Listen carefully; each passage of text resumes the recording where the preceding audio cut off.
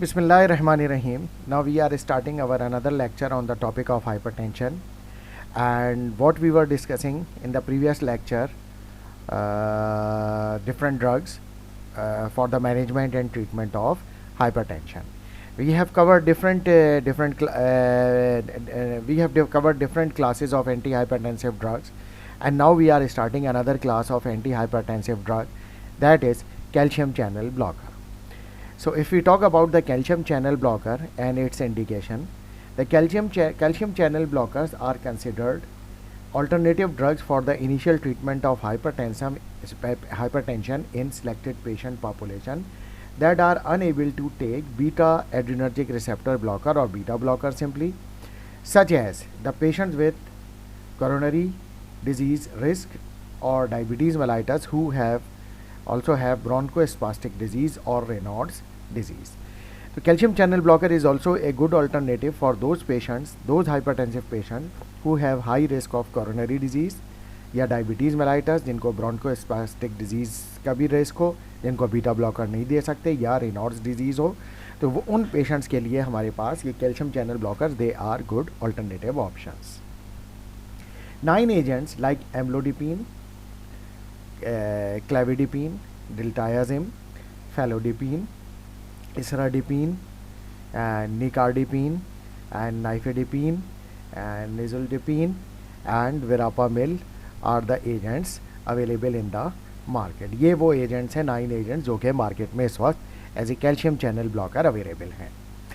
If you talk about the their action, calcium channel blockers inhibit the influx of calcium through slow channel in the vascular smooth muscle and cause the relaxation of the myocardia. इसके अलावा low renin hypertensive black and elderly patient respond well to these agents. वो patient जिनके renin hypertensive जो नहीं है, black population है, elderly population है, they respond well to calcium channel blockers. Although the calcium channel blockers share a similar mechanism of action, each agent produce different degree of systemic and coronary arterial vasodilation, sinoatrial and atrioventricular depression, and decrease in myocardial contractility. Although all the calcium channel blockers have same mechanism of action, but their effect on different parts or different arteries like coronary artery, SA node, AV node और myocardial कॉन्ट्रैक्टाइलिटी उन पर ज़रा different है. If you talk about the significant interaction, beta adrenergic blockers when used with calcium channel blockers may have an additive effect on inducing heart failure and bradycardia. क्योंकि लाजमी बात है कि दोनों कॉन्ट्रैक्टाइलिटी हार्ट की रिड्यूस करते हैं. इलेक्ट्रिकल जो करंट है जो SA नोड से जनरेट होता है, which is also called pacemaker of heart, तो उसको रिड्यूस करते हैं. तो ये लाजिम बात है, जब ये कॉन्ट्रैक्टाइलिटी रिड्यूस करेंगे, कार्डियक आउटपुट रिड्यूस करेंगे, तो पेशेंट को ब्रेडीकार्डिया भी होगा और पेशेंट को जो है वो हार्ट फेलियर में जाएगा. Electrical conduction to the AV node may be further depressed when patients are given such as verapamil और diltiazem along with beta blockers. ख़ास तौर से वो पेशेंट जिनको वेरापामिल कैल्शियम चैनल ब्लॉकर दी जा रही है या diltiazem along with beta blocker, तो फिर chances of AV depression and SA depression जो है वो ज़्यादा पॉसिबल है, ज़्यादा रिस्क है. Now precaution and monitoring effects. Diltiazem and verapamil must be used with extreme caution or not in all patients with conductive disturbances involving the SA node or AV node such as second or third degree AV block, sick sinus syndrome or digitalis toxicity. तो digitalis और रिल्टायजेम और verapamil जो है वो बहुत ज़्यादा caution से use की जाए. किन पेशेंट्स में?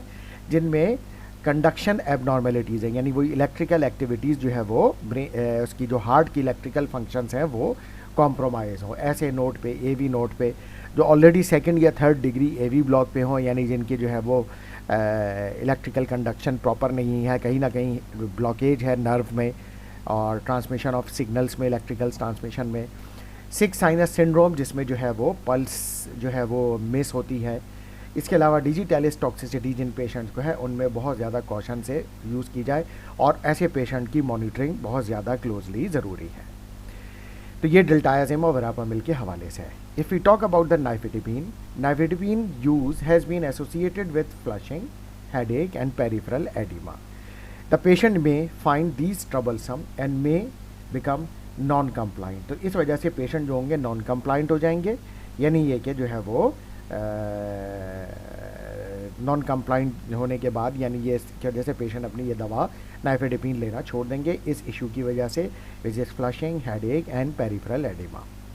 Using the sustained release product like Procardia once daily has been shown to effectively reduce these symptoms. ये देखा गया है कि नाइफेडिपिन जो कि रिटार्ड फॉर्म में होती है या सस्टेन्ड रिलीज प्रिपरेशन होती है या ये कि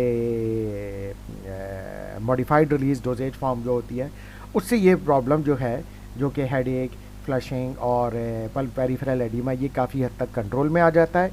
तो उस वक्त जो होगा फिर ये इसकी ये साइड इफ़ेक्ट्स सिग्निफिकेंटली रिड्यूस हो जाएंगे और पेशेंट का कंप्लाइंस भी बेहतर हो जाएगा.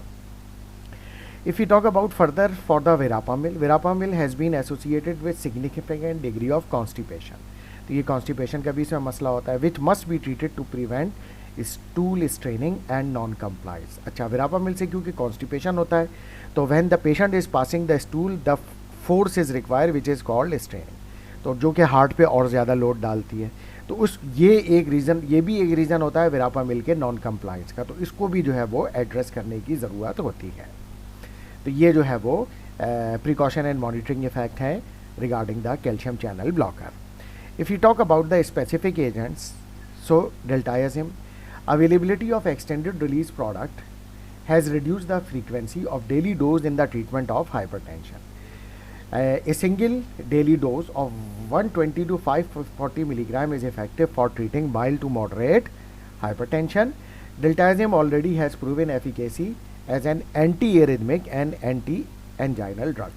तो ना सिर्फ ये कि एंटी हाइपरटेंसिव है ये, बल्कि anti cardiac arrhythmic and anti anginal effect भी आता है, क्योंकि लाजिम बात है ये कि एसए नोड और एवी नोड को सप्रेस करती है, तो कार्डिक एरिथमिया और एंजाइना पेन को भी ये रिड्यूस करेगी, क्योंकि मायोकार्डियल कॉन्ट्रैक्टिलिटी रिड्यूस करेगी तो ऑक्सीजन डिमांड कम हो जाएगी मायोकार्डिया की, और इलेक्ट्रिकल सिग्नल्स जब रिड्यूस होंगे तो उससे ये होगा कि कार्डिक एरिथमिया जनरेट नहीं होगा. तो दोनों तरह से एंजाइना में भी के लिए भी ये बेहतर है और कार्डिक एरिथमिया के लिए भी ये बेहतर है.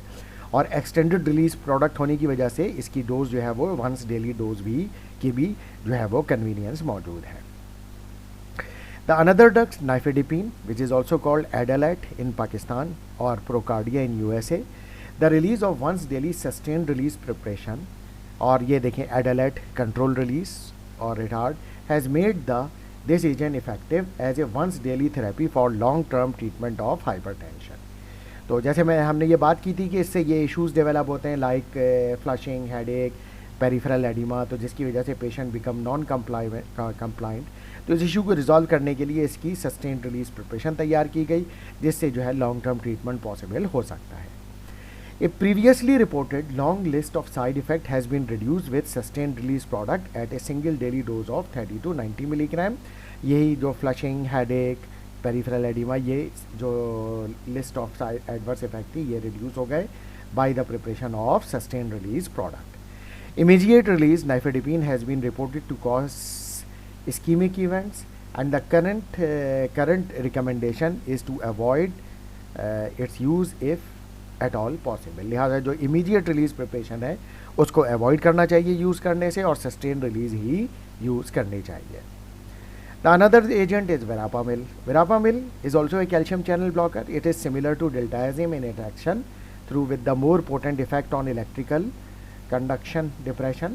Sustained release product like Calan SR, Isoptin SR, Covera HS, Veralin PM at a dose of 120 to 480 milligram daily have been shown to be efficacious for the long-term management of mild to moderate hypertension, whereas side effects such as dizziness, constipation and hypertension are reduced.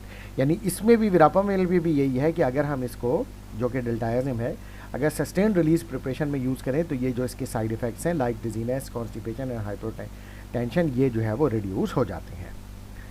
The another is amlodipine, clevidipine, isradipine, felodipine, nicardipine and nisoldipine are second generation calcium channel blocker. इनको second generation second और calcium channel blocker भी कहलाते हैं, और ये dihydropyridine derivative calcium channel blocker भी कहलाते हैं। These agents have been developed to produce more selective effect on the specific target tissue than the first generation agent like diltiazem, nifedipine and verapamil। तो ये ज़्यादा टारगेटेड अप्रोच है, यानी specific tissue पर जाके एक्ट करते हैं। These agents are chemically similar to the nifedipine, यानी वही केमिकली वो भी डाईहाइड्रोपायरिडीन डेरिवेटिव है और ये भी डाईहाइड्रोपायरिडीन डेरिवेटिव है। So they are refer to as dihydropyridine derivative. तो ये तमाम के तमाम जो डिपीन वाले हैं, चाहे वो नाइफेडिपिन हो, ये डाईहाइड्रोपायरिडीन डेरिवेटिव ड्रग्स हैं।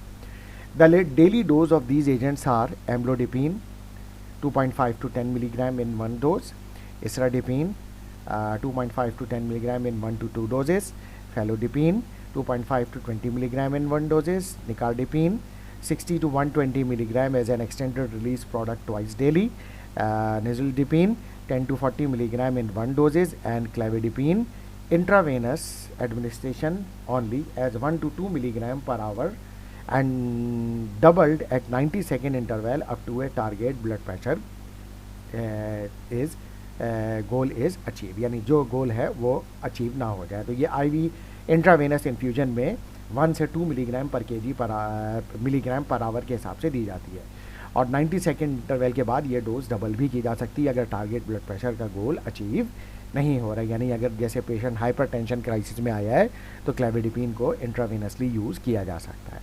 तो ये कंप्लीट हो गया, that we have completed calcium channel blockers.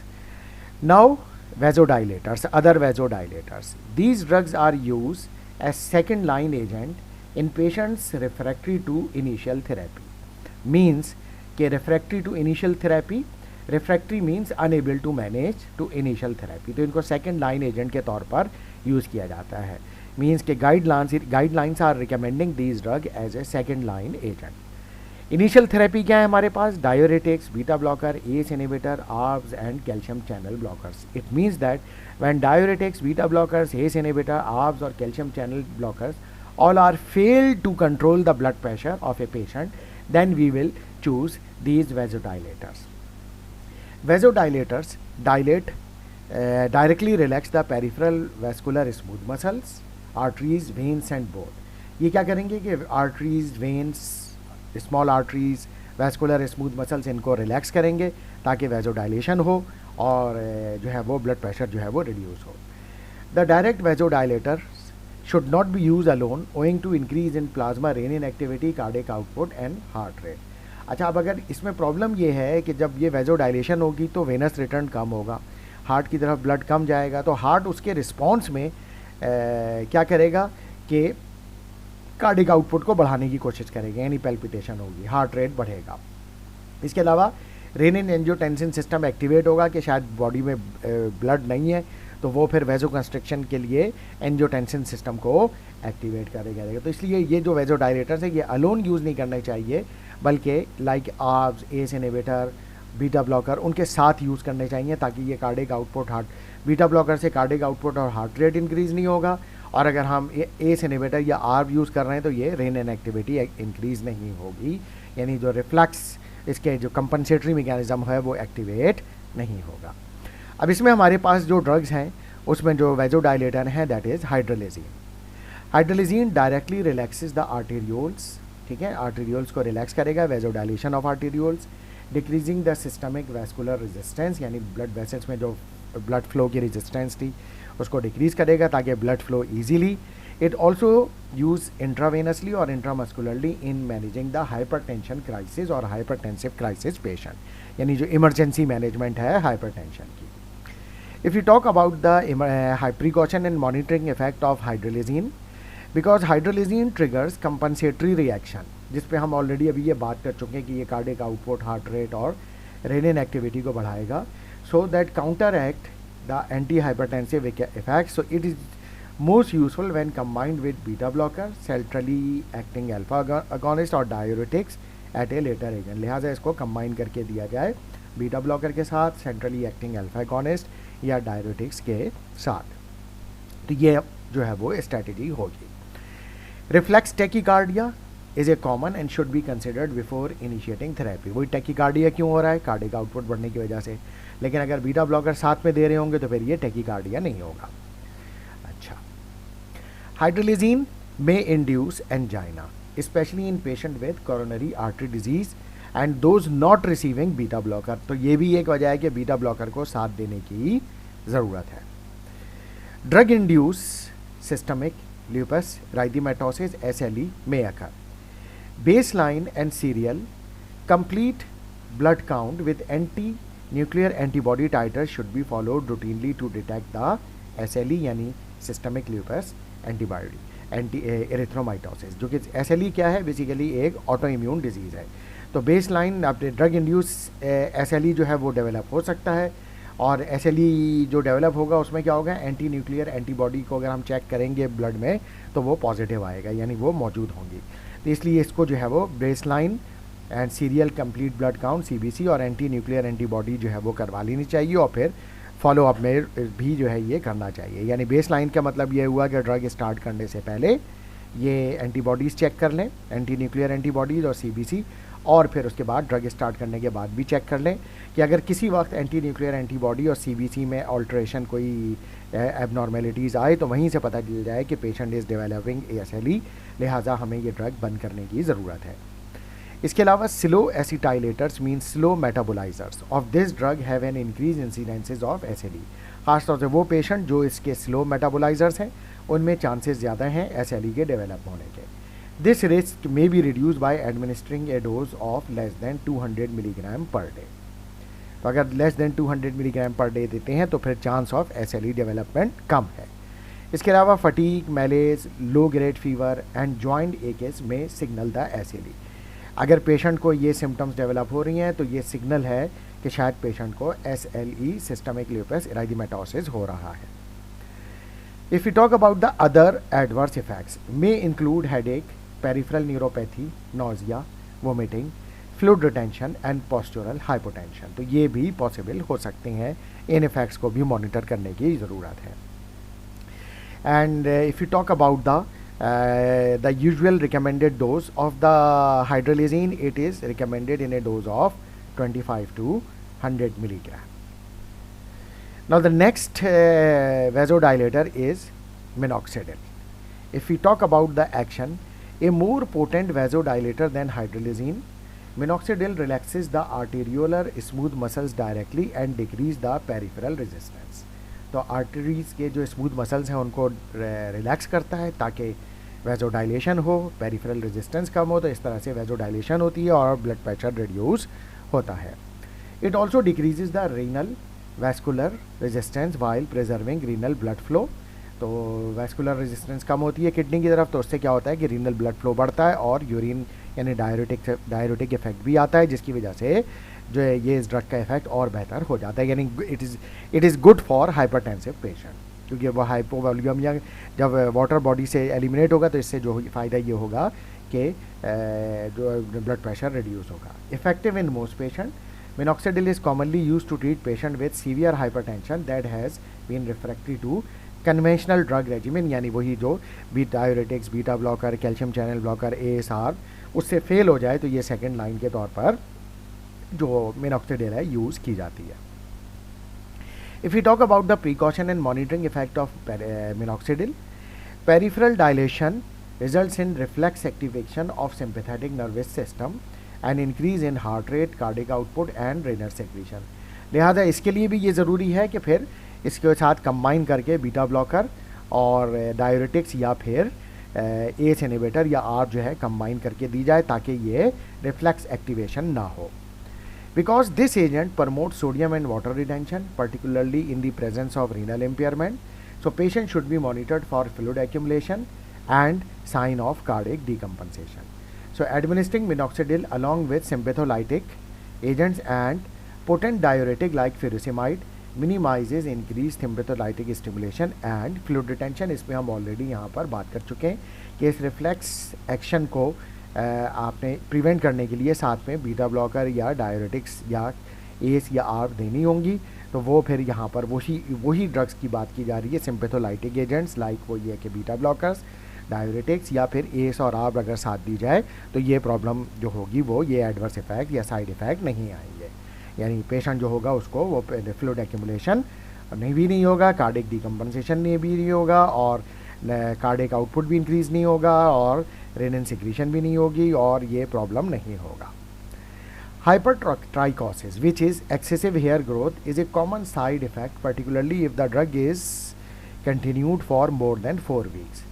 तो इसका ये एक साइड इफ़ेक्ट है, हाइपरट्राइकोसिस, एक्सेसिव हेयर ग्रोथ, ये इसका साइड इफ़ेक्ट है। बट मिनॉक्सिडिल का जो हेयर सोल्यूशन भी आता है, जो कि जैसे जिन लोगों को हेयर लॉस बहुत ज़्यादा होता है तो वो ये मिनॉक्सिडिल सोल्यूशन यूज़ करते हैं ताकि उनकी हेयर ग्रोथ जो ख़ास तौर से जो सर के ऊपर सर के बाल जो गिरने लगते हैं उनके लिए ये बहुत अच्छा है, हेयर ग्रोथ को ये प्रमोट करता है। तो इसके साइड इफ़ेक्ट से ये थेरेप्यूटिक बेनिफिट भी लिया गया है।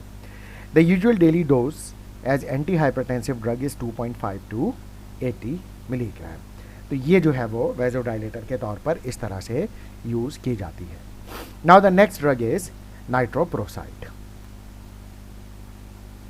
नाइट्रोप्रोसाइड की अगर हम बात करें, a direct acting peripheral dilator, this agent has potent effect on both arterial and venous system. यानी ये आर्टीरियोलर डायलेटर भी है और वेनस डायलेटर भी है।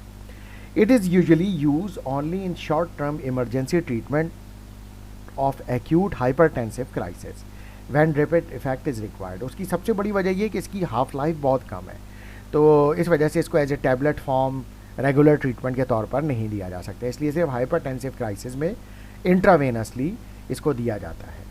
Onset of action is instantaneous and is maximum in 1 to 2 minute. Onset of action भी बड़ा quick है, तो इस वजह से हाइपरटेंशन क्राइसिस में दिया जाता है। Nitroprusside is administered intravenously with continuous blood pressure monitoring, और ये जैसा कि वही है कि आईवी फॉर्म में दिया जाता है, इमरजेंसी कंडीशन में दिया जाता है जब पेशेंट हाइपरटेंशन क्राइसिस में हॉस्पिटल में एडमिट होता है, क्योंकि ये रैपिडली जो है वो ब्लड प्रेशर को रिड्यूस करता है। इसके जो प्रीकॉशन एंड मॉनिटरिंग इफेक्ट हैं, to prevent acute hypotensive episode initial dose should be very low. तो अगर जो है हम ये यूज़ कर रहे हैं for the patient of hypertension crisis, तो ये हाइपोटेंसिव एपिसोड में ना जाए, लिहाजा initial dose should be low, then followed by slow titration upward, और आहिस्ता आहिस्ता इसकी डोज बढ़ाई जाए until the desired effect is achieve, जब तक डिज़ायर्ड इफेक्ट जो ब्लड प्रेशर का टारगेट गोल है वो अचीव ना हो जाए। Once the solution is prepared, इसको फ्रेशली प्रिपेयर्ड किया जाता है। It should be protected from light, ठीक है, क्योंकि ये लाइट से जो है वो डिग्रेड हो जाता है। Colour changes are signal that the replacement is needed. तो अगर इसका कलर चेंज हो जाए तो फिर इसका मतलब है कि ये डिग्रेड हो गया और दूसरा फ्रेश फिर एक और प्रिपेयर किया जाए।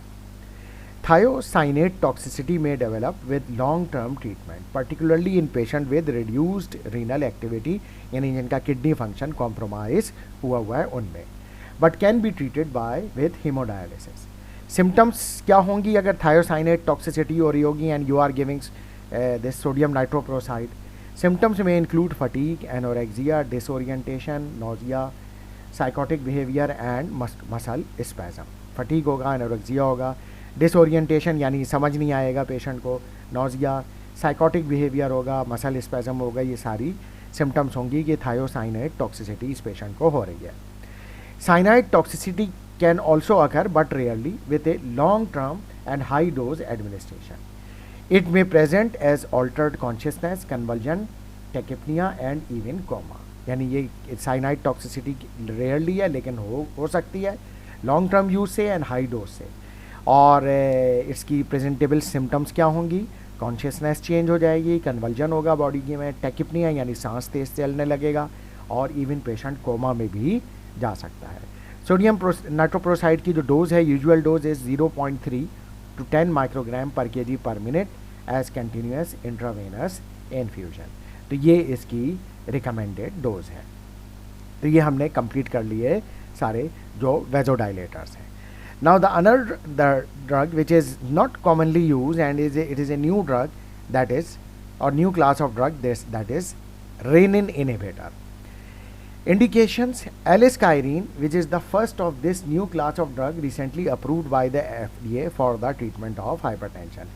ये पहली ड्रग है एलिस्काइरिन जो कि रेनिन इनहिबिटर के तौर पर FDA ने अप्रूव की हुई है। एक्शन क्या है? Unlike ACE inhibitor and ARBs which act during the later stage of renin angiotensin system to reduce the angiotensin 2, aliskiren works directly on the enzyme renin to reduce the eventual production of angiotensin 2। लाजिम बात है, जब rennin ही activate नहीं होगा तो फिर rennin का जो आगे वाला सिस्टम है यानी एंजियोटेंसिन सिस्टम है जिसमें एस एक्टिवेट होता है, फिर एंजियोटेंसिन 1 से एंजियोटेंसिन 2 बनता है, एंजियोटेंसिनोजिन से एंजियोटेंसिन 1 बनता है, फिर एंजियोटेंसिन 1 से 2 बनता है, वो भी नहीं बनेगा जब हम रेनिन को इनहिबिट कर देंगे। तो एलिस्काइरिन दरअसल पहले ही स्टेप पर रेनिन को ही इनहिबिट कर देती है ताकि ये कैस्केड आगे चले ही नहीं। तो इस तरह से ये अपना जो थेरेप्यूटिक इफेक्ट है वो प्रोड्यूस करती है। एलिस्काइरिन is available as 150 and 300 milligram tablet. The usual starting dose is 150 milligram daily. For those who do not respond to the dose can be increased to 300 milligram daily. Dose greater than 300 milligram have not been shown to offer additional blood pressure lowering effect. तो 300 milligram is the maximum dose, इससे ज़्यादा dose देने का कोई additional benefit नहीं मिलेगा। If we talk about the Eliscarine has been already incorporated into 4 combination products for the treatment of hypertension once a patient has been stabilized on the therapeutic regimen. तो इसमें से कोई combination दे सकते हैं। एलिस्काइरिन वेल्सार्टिन combination जिसमें एलिस्काइरिन 150 या 150 मिलीग्राम, वेल्सार्टिन 160 या aliskiren 300 और valsartan 320 milligram respectively. Aliskiren amlodipine combination, aliskiren 150 5 milligram amlodipine या फिर 150 milligram aliskiren and 10 milligram amlodipine या फिर 300 milligram and aliskiren with 5 and 10 milligram of amlodipine. Eliscarine with hydrochlorothiazide 50 and 12.5 milligram, 150 and 25 milligram, 300 and 12.5 milligram and 325 milligram respectively. इसके अलावा aliskiren, amlodipine और hydrochlorothiazide triple combination. Aliskiren 150 milligram, amlodipine 5 milligram, hydrochlorothiazide 12.5 milligram. Aliskiren 300 milligram, amlodipine 5 milligram, hydrochlorothiazide 12.5 milligram. Aliskiren 300 milligram, amlodipine 5 milligram, hydrochlorothiazide 25 milligram, ये difference है। अच्छा, aliskiren 300 milligram, amlodipine 10 milligram, hydrochlorothiazide 12.5 milligram. Aliskiren 300 milligram, amlodipine 10 milligram and hydrochlorothiazide 25 milligram. Aliskiren के significant interaction की अगर हम बात करें, furosemide serum level has been reported to be reduced significantly when administered in patient receiving एलिस्काइरिन। तो furosemide का serum level reduce हो जाता है, तो ये इसका फार्माकोकाइनेटिक ड्रग इंटरेक्शन है। This might result in diminish pharmacologic effect of furosemide, जिसकी वजह से furosemide का जो इफेक्ट होगा वो डिमिनिश या रिड्यूस हो जाएगा। तो ये इंटरेक्शन है एलिस्काइरिन का और furosemide का। प्रिकॉशन एंड मॉनिटरिंग इफेक्ट की अगर हम बात करें, unlike ACE inhibitor and ARBs which have the potential to increase serum potassium level, patient receiving eliscarine have not shown to significantly increase in potassium as compared to patient studies receiving the placebo। तो ये इसका बहुत ही बड़ा strong point है, क्योंकि हमने जब ACE inhibitor और ARB पढ़ी थी तो हमने उसमें ये बात की थी कि हमेशा ऐसे पेशेंट का हमने पोटेशियम लेवल मॉनिटर करना है, क्योंकि ये जो दोनों ड्रग्स हैं, चाहे ACE inhibitor हो चाहे आर्ब हो, ये दोनों पोटेशियम लेवल को बढ़ाती हैं, जबकि एलिस्काइरिन जो है वो पोटेशियम लेवल को सिग्निफिकेंट इंक्रीज नहीं करती। तो लिहाजा ये क्लिनिकली इतना इंपॉर्टेंट इशू यहाँ पर नहीं है। वहाँ हमने ये भी बात की थी कि when the patient receiving ACE inhibitor और आर्ब, तो हर महीने कम से कम उसका पोटेशियम लेवल चेक होना चाहिए। तो यहाँ पर इस चीज़ की हमें ज़रूरत नहीं है। However, in population of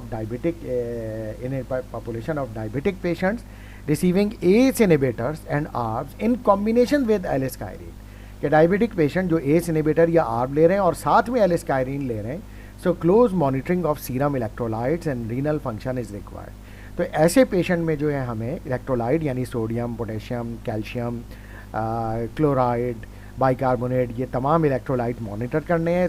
serum creatinine भी चेक करना है ताकि रीनल फंक्शन भी चेक करते रहें हम टाइम टू टाइम।